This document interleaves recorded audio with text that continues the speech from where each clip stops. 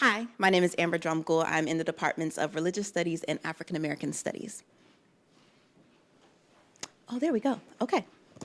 This summer, while presenting my research on 20th century gospel composer Roxanne Moore at the biannual Christian Congregational Music Conference in Oxford, England, I had the opportunity to converse and fellowship with a group of scholars researching Black sacred music traditions spanning the Atlantic. These discussions opened the door for sustained global conversation and collaboration concerning the nature of Black sound, consciousness, and self-making.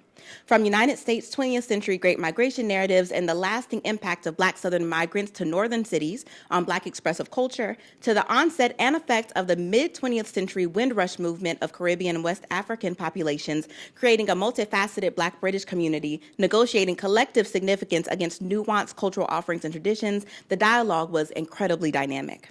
This to say, in addition to my own research concerning the creation, evolution, and innovation of Black musical production and sound as analyzed and described through the life of Roxanne Moore, I was able to add this transatlantic component to which she was also a contributor and beneficiary to my research, which was a direct result of my travels and rhythm support.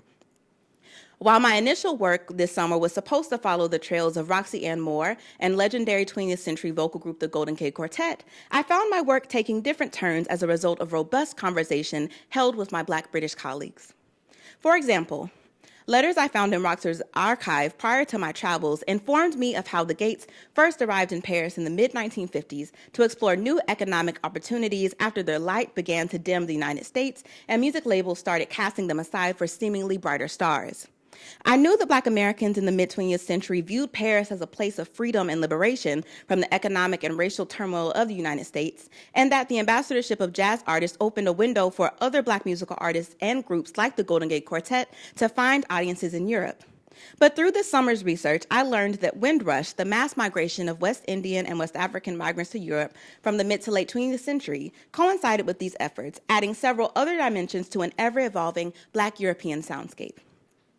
During the Christian Congregational Music Conference, I learned of Trinbagodian folk songs that migrants brought with them, songs combined with the sounds of a burgeoning gospel music industry.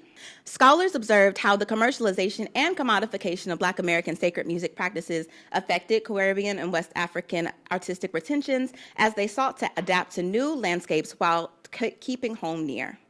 Discussions surrounding the Americanization of dialect and pronunciation when recording music came up time and time again. This experience has shifted my research in a new and dynamic directions, and I am grateful to RITM for allowing me the opportunity to open such a necessary dialogue. Thank you.